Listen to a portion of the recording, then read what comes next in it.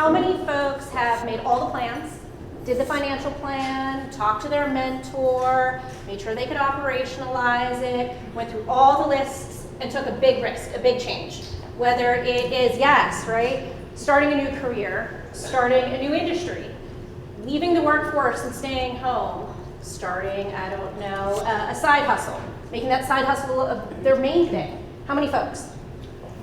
Right? Yes, yes, right? Okay, keep those hands up. How many for you did it go exactly as planned? Yes! Oh my God, yes! Right? But for the rest of us, like, no, that's not life. That is not how it works. So for me, I left corporate America 8 years ago, a job I loved, to own a franchise. And I got the rug ripped out from under me. Absolutely ripped out from under me. It would have been easier to go back to my corporate job. They hadn't replaced me yet. It would have been super easy, right? And probably a lot less expensive, right? And I didn't. Why didn't I? Why did I stick with it? You call it perseverance, you call it all these things. I call it grit, right? And why did I have that grit? For me, I really focus in on kind of two things. I define success for myself, right? So how do you define success? For me, it was ensuring that this women team that I now, like, it was my responsibility that they put food on their table. That is like a huge weight that you carry with you, right? So my definition of success was ensuring they had good, stable jobs, right? Coming out of the pandemic, I opened my second location up here in Bucks, which is very exciting. I mean, also crazy, right? Who's opening a business coming out of the pandemic? But that was my love letter to them, how they could grow and have a career path, right? So success to me was not just supporting these women. It was obviously how I support my family financially. But for me, it was building a lifestyle that works for me. Pamela and I were just talking about it over the weekend, right?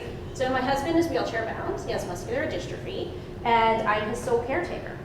I have built a business. I have built a team that supports me and my journey and my lifestyle so that I can be with him when I want to. I have 2 teenage kids. Wish me luck.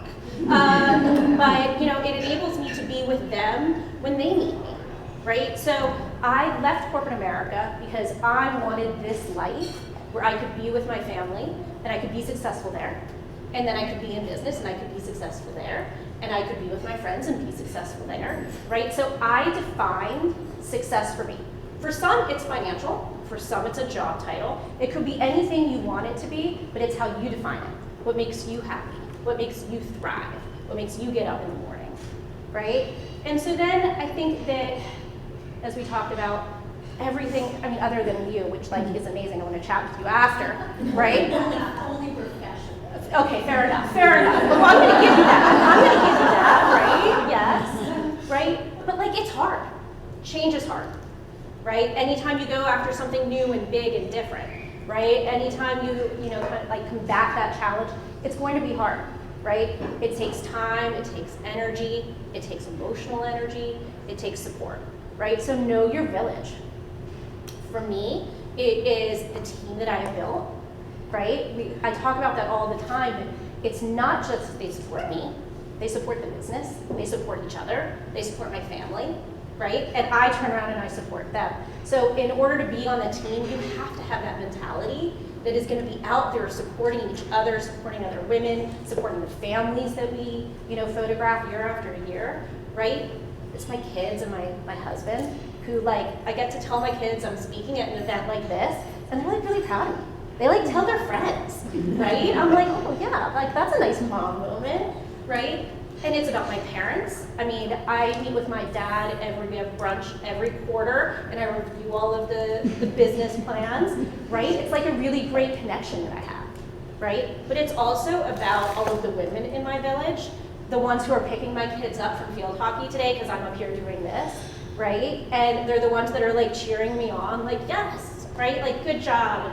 So I think that as you leave here, what I would love for you to do, like actually write down what success means to you, right? Like don't just think it, write it down. And when things get really hard, because they're going to, go back and say, hey, is this still defining my success? So when things got hard for me, I went back and I said, man, is this still supporting the lifestyle that I want?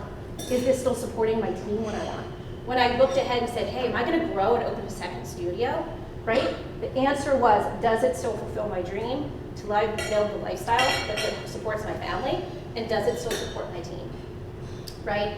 And then the other thing I encourage you all to do is go home and thank your village, right? Thank them for picking up the kids, and thank them for, you know, all the things they do, whether like they just cheer you on, whether it's a Facebook post or whatever it might be. Thank your village, right? That's important to you to like actually recognize them. It's important to them to be recognized for all these little things that they do, and it's important for your kids to see you supporting your village and recognizing that, kind of supporting you back. So every day, as my kids go out the door, or as I yell out the car, which they really love, I say to them, go do big things, and remember who you are.